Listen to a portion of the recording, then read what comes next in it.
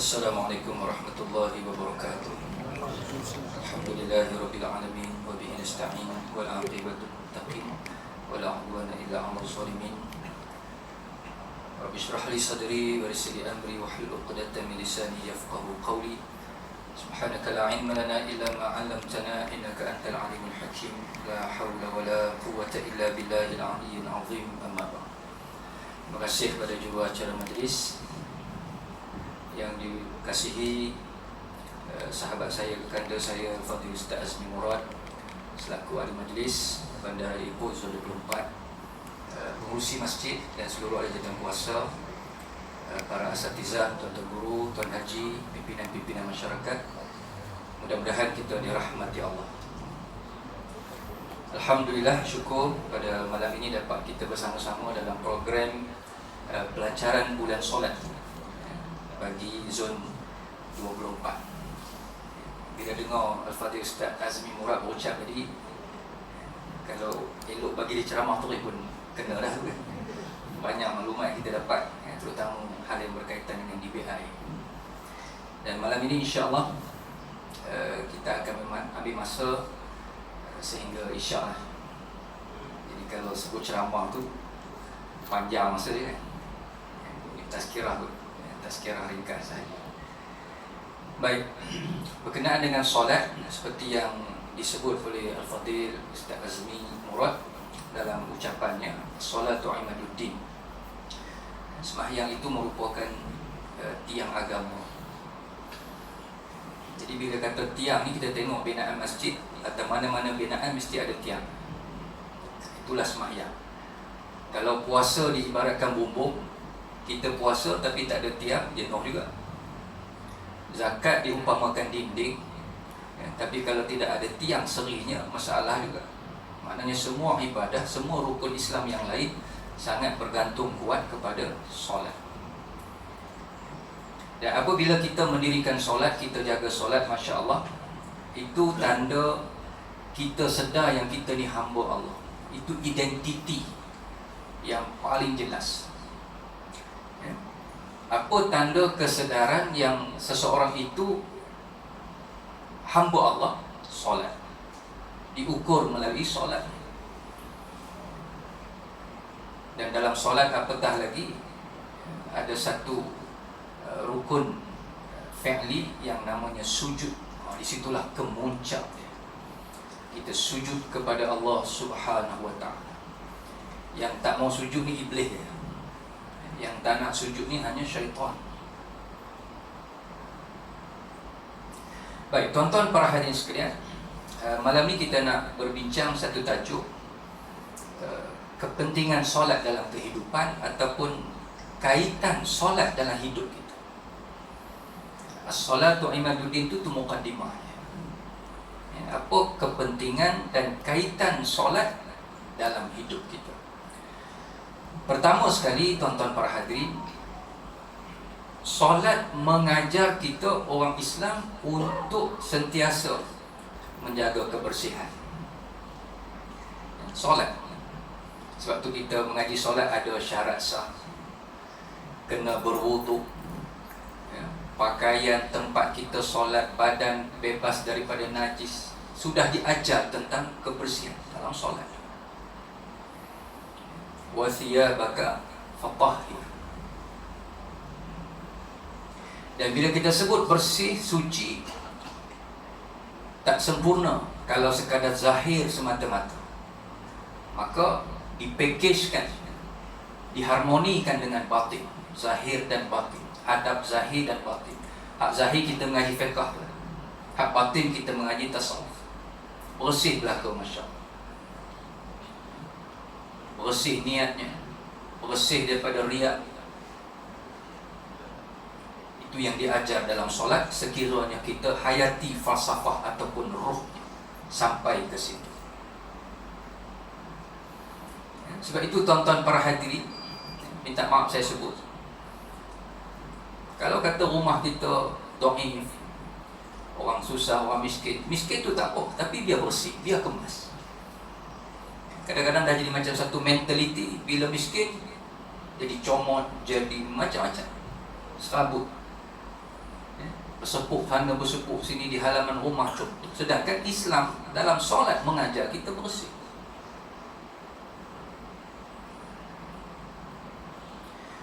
Yang kedua, tuan-tuan para hadirin sekalian, kaitan solat dengan kehidupan, iaitu tidak lain dan tidak bukan menyentuh persoalan masa. Ini saya tolong ulang je tuan-tuan, ini bukan mengajuk. Benda dah tahu lah, cuma kadang-kadang terlupa, maklumlah kita manusia. Apatah lagi orang Melayu pula. Bekas dengan Menteri Tun Mahathir kata Melayu mudah lupa kan. Jadi kita pakat-pakat peringat. Solat sangat berkait dengan masa.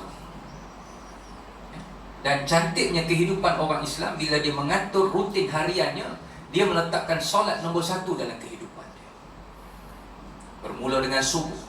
Ciri-ciri orang berjaya, hidupnya, masanya, jadualnya, diarinya mesti bermula dengan waktu subuh. Apatah lagi pemimpin.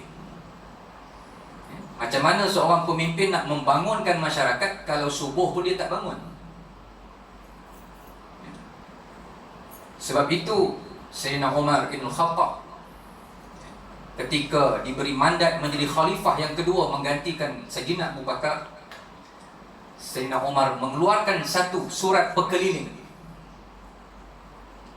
antara yang disebut inna ahamma umurikum indi as-salah. Sesungguhnya perkara yang paling penting untuk kamu beri perhatian dalam pentadbiran ialah solat. Surat itu keluar kepada seluruh kementerian, kepada seluruh ketua-ketua jabatan, ketua polis negara, ketua hakim negara, SPR, semua.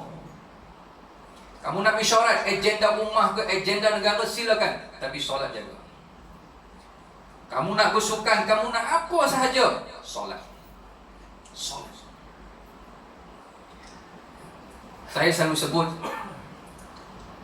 apa yang berlaku di Brunei Darussalam masa tahun 2014 ke tak silap. Kita buat lawatan ke sana. Brunei pernah menganjurkan satu acara jogaton, maraton peringkat antarabangsa. Berkumpul seluruh dunia berkampung di Brunei Darussalam. Dan jogaton lari jarak jauh ni biasanya sebelum subuh peserta dah berkumpul. Dan sebelum subuh para peserta dilepaskan berlari. Pom, tembak, lari. Bila Sultan Brunei dapat tahu, Sultan Brunei panggil penganjur, pihak penganjur, buat postmortem. Dia kata kita dah tersilap. Tahun depan punya penganjuran, pastikan para peserta dilepaskan berlari selepas dah selesai solat subuh. Larilah sampai ke Zuhur, tak apa. Kau nak lari sangat, Zuhur baru berhenti. Yang lari sebelum subuh buat apa? Kita penganjur, kuasa di tangan kita. Sultan Brunei bertitah, siapa berani lawan tuan-tuan? Raja, Sultan. Betul. Tak ada alasan kita kata, oh ni jogaton ni memang dah standard antarabangsa, kena lari sebelum subuh. Pedulikan standard antarabangsa ke antara apa ke? Kita orang Islam ada maruah, ada jati diri. Solat. Kalau nak lari juga sebelum subuh, degilah kata, kita kena ikut standard antarabangsa. Itu bukan jogaton, itu syaitan.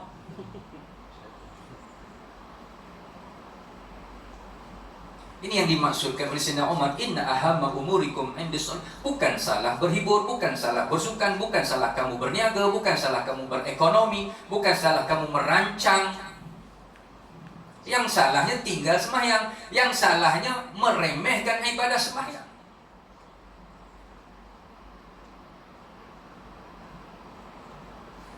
InsyaAllah. Sebab itu seperti yang disebut oleh Fadil Ustaz Azmi, kita doakan supaya apa hasrat mereka. Sementara Allah bagi lagi nikmat kuasa.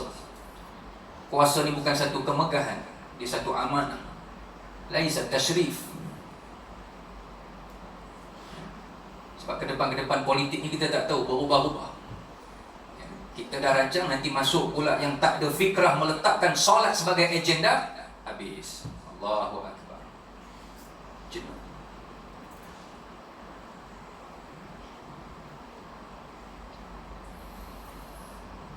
Baik.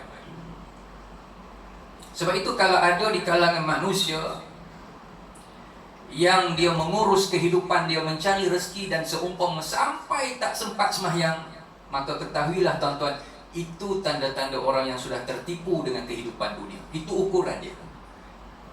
Kan dunia ni Allah kata penuh dengan tipu daya. Wa mal hayatud dunya illa mata'ul ghurur. Apa tanda kamu sudah tertipu dengan dunia? Kamu kerja sampai tak sembahyang. Itu tertipu lah tu. Masa cakap apa lah.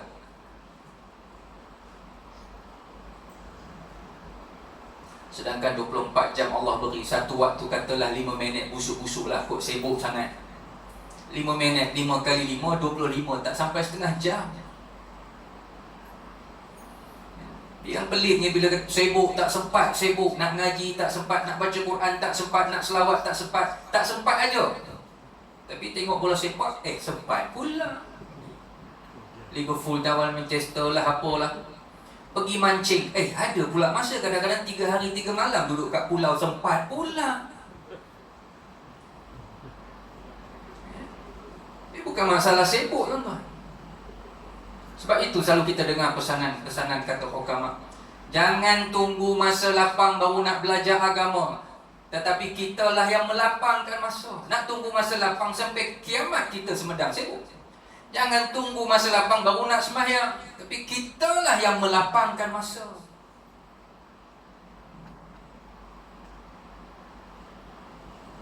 Ini dia tuan-tuan para hadirin sekalian. Sebab tu sistem khalifah dulu, Abu Bakar, Umar, Osman, Ali, kalau bahasanya mereka Perdana Menteri. Dan ketika itu dalam masa yang sama mereka juga adalah imam besar masjid negara. Di sistem dulu macam tu. Dia Perdana Menteri, dia jugalah imam besar masjid negara. Sayyidina Umar kena bunuh masa itu. Buktinya kan, waktu memimpin solat subuh, dia menjadi imam. Kalau dia menteri besar, dia juga sepatutnya imam besar masjid negeri. Kalau tak mampu jadi imam besar masjid negeri, imam besar masjid negeri mesti menjadi timbalan dia sepatutnya. Barulah agama dengan siasat itu tak berpisah. Sebab tu begitu.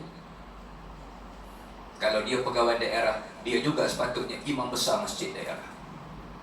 Ataupun imam besar masjid daerah mesti menjadi timbalannya.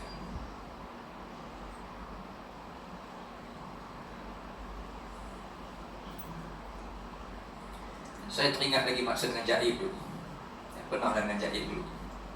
Dengan Ustaz Azmi ni kenal lama dah. Daripada saya masuk tahfiz sama tahun 1997. Dia dah terconggok kat situ dah. Berapa tahun dah tu. Masya Allah. Kita ada persidangan imam-imam besar masa tu di Kuala Lumpur. Saya diminta wakil. Saya imam kecil, dia minta wakil, jadi wakil imam-imam besar. Macam mana nak memasyarakatkan masjid, dalam macam-macam resolusi. Jadi wakil Perak, saya lah antara yang bercakap. Saya kata, bagus dah macam-macam cadangan kita buat, tapi salah satunya, bagaimana kita nak tarik pemimpin datang sembahyang di masjid. Pemimpin. Di mana Perdana Menteri kita sembahyang subuh? Di mana menteri besar kita sembahyang subuh? Kita kena tahu. Sebab pemimpin bukan sekadar nak menyediakan prasarana, menyediakan peluang pekerjaan, fikir macam mana pasal Covid, tetapi wawasan pemimpin yang paling besar ialah bagaimana nak membawa rakyatnya masuk ke dalam syurga Allah Subhanahu wa ta'ala. Besar tanggungjawab. Jadi kalau tak dimulakan dengan solat, apa erti? Solat ni tiket nak masuk syurga, tiket. Saya bulan-bulan pergi Sarawak, dah setahun dah tak pergi Covid kan. Pergi Sarawak naik kapal terbang, mesti beli tiket. Kalau saya duduk di airport, tiba-tiba tuan-tuan jumpa saya terserempak, Ustaz buat apa Ustaz? Saya nak pergi ke Sarawak. Tiket dah beli ke belum? Belum. Habis tu, anak naik kapal terbang lagi, tiket tak ada. Mungkin tuan-tuan pun pelan-pelan dalam hati cakap, muda-muda Ustaz pun dah gila dah. Kesian, muda-muda lagi dah gila. Nak naik kapal terbang tapi tak beli tiket nak pergi Sarawak. Semua orang kalau tanya nak masuk syurga, ya, semua nak masuk syurga. Tiket ada tak? Apa tiket dia? As-salah. As-salah. Tiket paling penting. Jadi kalau nak naik kapal terbang tak ada tiket, orang kata gila. Nak masuk syurga tak ada solat, lebih pada gila.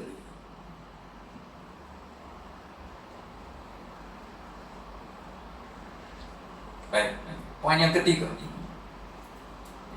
solat membentuk akhlak, membentuk syakhsiah peribadi.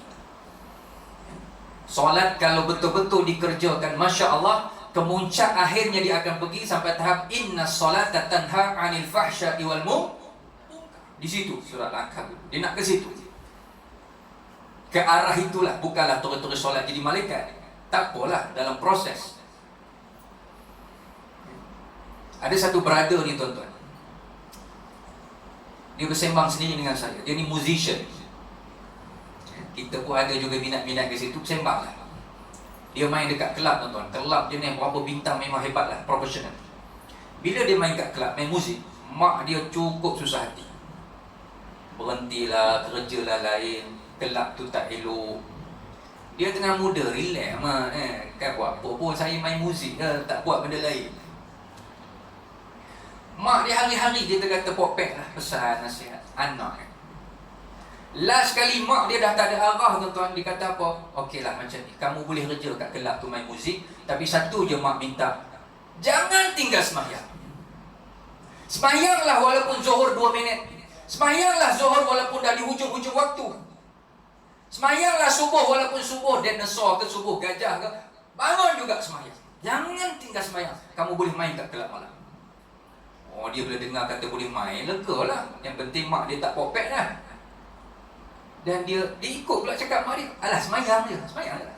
Semayang cara dia lah budak-budak rock ni. Dia cerita apa dengan saya tuan-tuan. Dia kata, Ustaz, kita ni umur makin meningkat. Bila makin meningkat maksudnya makin matang. Allah akan campak kematangan tu. Akhirnya dia terfikir sendiri, aku semayang, asyhadu an la ilaha illallah wa asyhadu anna Muhammad Rasulullah. Aku semayang, inna salati wa nusuki wa mahyaya wa mamati lillahi rabbil alamin. Tapi aku duduk dalam kawasan yang penuh dengan arak. Aku duduk dengan pergaulan bebas. Dia terfikir sendiri, tak malukah aku dengan Allah nanti, asyhadu an la ilaha illallah. Dengan sendiri tuan-tuan, last kali dia berhenti dengan sendiri daripada kerja kelab malam main muzik. Mak dia tak payah suruh. Inna salata tanha 'anil fahsya'i wal munkar. Sebab itu dipesan, jahat mana, nakal mana pun jangan tinggal sembahyang. Kita kadang-kadang, kamu sembahyang tapi ambil nombor ekor, baik tak payah sembahyang. Kita pula nasihat dia jangan sembahyang. Kita pula menjauhkan dia daripada sembahyang.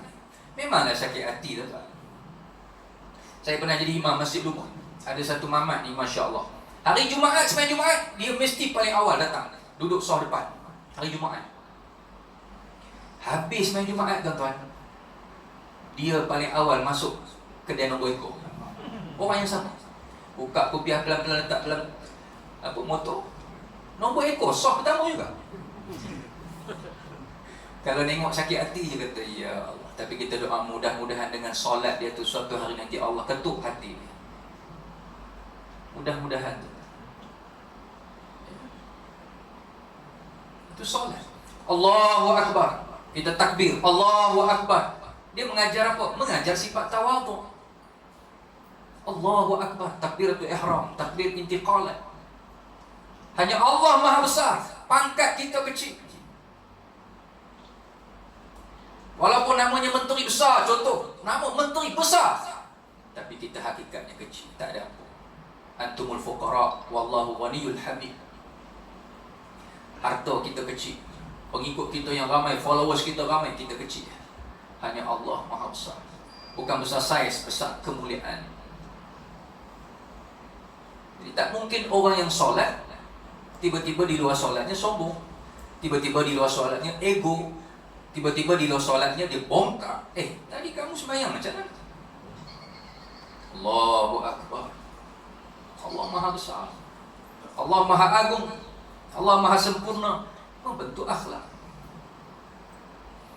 Dan cuba tengok bila kita solat tuan-tuan, apa yang penuh dengan solat dalam bab-bab bacaan, sama ada rukun ataupun yang sunat. Solat ni tak lari 3 ya. Bacaan Quran, Fatihah, surah, zikir, subhana rabbiyal azimi wa bihamdi subhana rabbiyal a'la, zikir, dan doa. 3 ni je. Rabbi fili warhamni wajburni Allahumma hdini fi man hadait. Maknanya di luar solat pun 3 ni lah kita kena banyakkan, tuan-tuan. Kalau tak Quran, zikir. Kalau tak zikir, doa. Maka lidah kita terjaga daripada nak mengumpat, daripada nak memfitnah. Lidah kita terjaga daripada nak bercakap benda-benda yang tak sepatutnya kita cakap. Kerana solat sudah melatih hidup kamu mesti dekat dengan Quran, doa, zikir. Quran, doa, zikir. Solat tu daim. Itu dia katakan solat sepanjang waktu. Solat bukan hanya ketika ditikar sejadah. Di luar pun solat, Masya Allah. Jadi dia boleh membentuk peribadi, akhlak, tingkah laku kita. Baik. Kemudian ceramah pun kena tengok jam ya.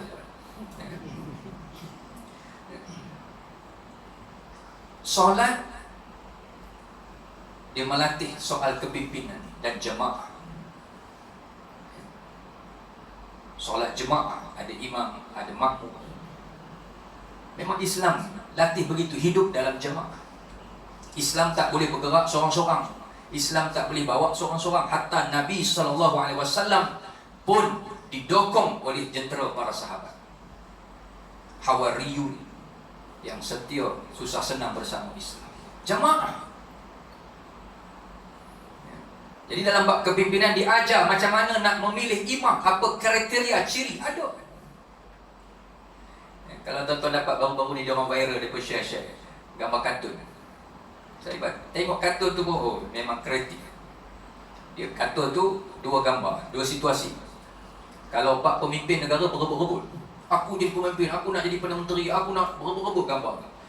Bila sembahyang, tunjuk gambar imam ni depan, semua tolak. Engkau lah jadi imam, engkau lah jadi imam, engkau lah jadi imam. Akak tolak belakang. Sedangkan itulah kaedah. Nak memilih pemimpin negara, pemimpin negeri, peringkat apa pun, seperti mana kamu memilih pemimpin imam di hadapan. Imam ni depan, duduk depan, tu bagi imam. Akidahnya mesti sahih. Tak boleh yang jadi imam ni fahamannya fahaman Syiah, fahaman Mujassimah, fahaman Ibu Yati, apa ke baru ni, agama Melayu. Allahu Akbar. Betul tu. Sekarang orang tanya, ada ke ustaz ajaran sesat hak perempuan mengaku itu mengaku bergaduhnya, hak mengaku Tuhan pun ada. Kalau orang tanya, ada ke orang tergamak mengaku jadi Imam Mahdi? Apa? Yang mengaku Nabi pun ada, mengaku Tuhan pun ada. Tuhan Harun kan jauh ke Malaysia je tu. Tuhan Harun tak tembak kita punya tepi Pahang, dia punya kumpulan tu. Apa sangat bila Dajjal keluar mengaku dia Tuhan? Tuhan Harun pun ada pengikut. Jadi nak memilih pemimpin mesti akidahnya sahih. Orang yang tahu selok-belok hukum agama yang basic, tak semesti jadi alim, tak mesti jadi tok guru, tapi ada asas. Ataupun dia fas'alu ahli zikr, dia suka bertanya, tak memandai-mandai.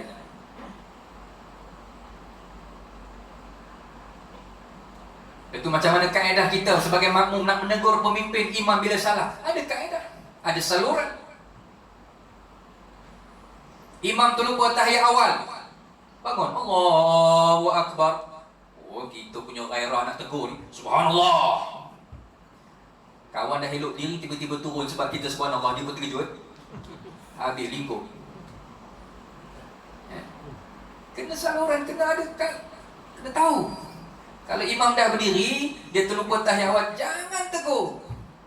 Ikut semua, ikut. Dia salah ustaz, tak apa, itu sunat ab'ad.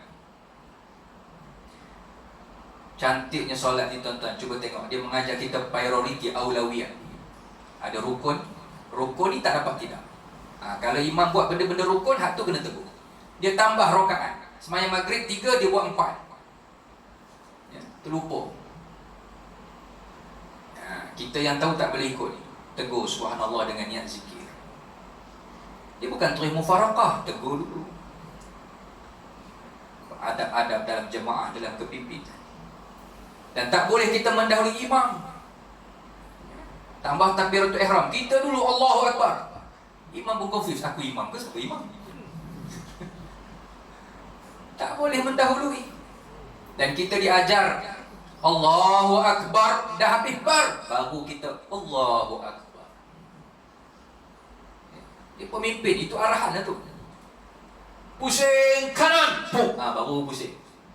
Jangan tengah tu kita dah pusing lah. Kena penampor lah. Arahan tu biar jelas.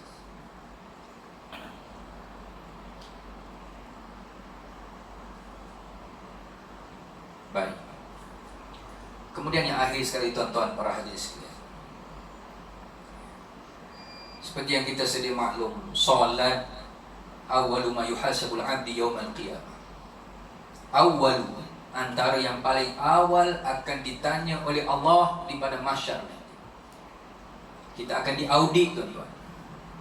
Allah akan tanya bab solat dulu. Sebab solat ni hablum minallah, hubungan kita dengan Allah, jangan putus. Sebab tu kita sebut tadi, jahat macam mana pun, nakal macam mana pun kamu, jangan tinggal solat. Sebab apa? Sebenar-benar jahat ialah apabila kamu mula tinggal solat. Itu real pun, walaupun tak nampak jahat, tapi kamu dah putuskan tali hablum minallah. Arab sebut habl, orang putih ambil juga kabel. Dia tukar sikit, hablum, kabel. Kita ni kena ada dua tali kan, hablum minallah, hablum minan nas.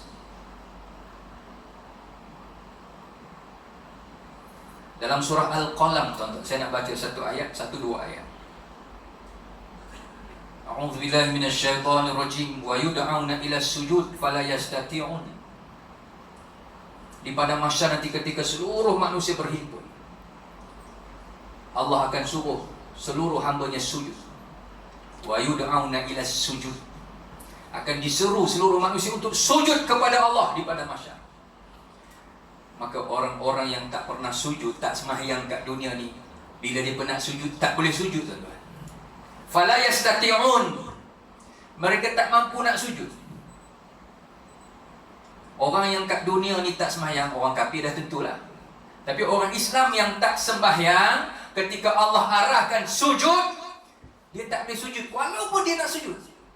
Dalam tafsir kata tulang mereka jadi keras, tak boleh nak tak boleh. Bila tak boleh, makna kantoi dah, tuan-tuan. Tahulah, inilah muka-muka tak sembahyang dulu. Yang boleh sujud, alhamdulillah, cukup sujud. Khasyi'atan, Allah kata apa? Khasyi'atan absarahum, maka seketika itu muka mereka jadi malu, jadi cuak, tak boleh sujud. Orang lain semua sujud, dia pun tak sujud. Malu, takut, panik. Kat dunia bolehlah kita suruh sembahyang, kau jawab suka hatilah, kubur masing-masing. Tapi ingat ketika Allah suruh sujud nanti, tak ada kata suka hatilah aku nak sujud ke tak sujud. Boleh jawab depan Allah macam tu, silakan. Dunia tak apa.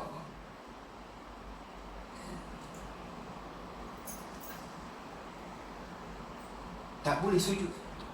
Dan dia tak boleh nak dibuat-buat. Sebab itu, tuan-tuan para hadirin, kita yang hidup ni akan mati, pasti. Hanya tunggu giliran. Boleh jadi 2021 ni tarikh kita, giliran kita. Giliran saya, giliran tuan-tuan, boleh jadi. Mungkin esok lusa dapat beritahu, inna lillahi wa inna ilaihi raji'un, jemaah kita dah meninggal so. Dah meninggal so. Yang dengar ceramah semalam tu, yang mana satu? Yang duduk dekat tiang tu. Tiang banyak, tuan-tuan, jangan marah saya. Tu aja. Duduk kat tiang. Dan nak cerita mati tu pasti duduk kat sini pun mati juga, tuan-tuan. Okey, macam mana keadaan? Ni last, buah last. Kita nak jumpa Allah nanti, mati tu nak berjumpa Allah, agak-agak macam mana keadaan tu nanti? Maka kata ulama, lihatlah. Kalau kamu seronok sembahyang, apatah lagi seronok datang ke masjid, jaga sembahyang jemaah, seronok menyahut hayya 'alas salah, maka begitulah kamu akan seronok juga jumpa Allah nanti. Allah pun seronok berjumpa kamu. Itu tanda dia tuan-tuan. Sebab kita pun tak tahu macam mana suspend ni nak bertemu Allah. Tapi boleh tengok melalui solat. Kalau kita seronok jaga solat, apatah lagi solat berjemaah di rumah Allah, maka Allah lebih lagi seronok untuk menyambut. Welcome, ahlan wa sahlan, ya ayyatuhan nafsul mutmainnah, irji'i ila rabbiki radiyatan mardiyah, fadkhuli fi ibadi wadkhuli jannati.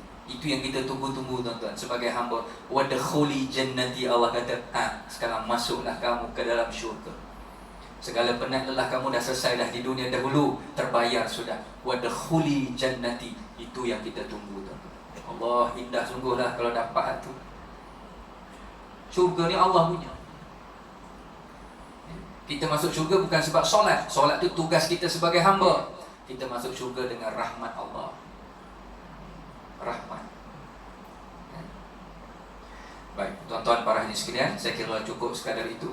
Musim-musim Covid ni kita tak boleh nak lajak. Terima kasih atas jemputan.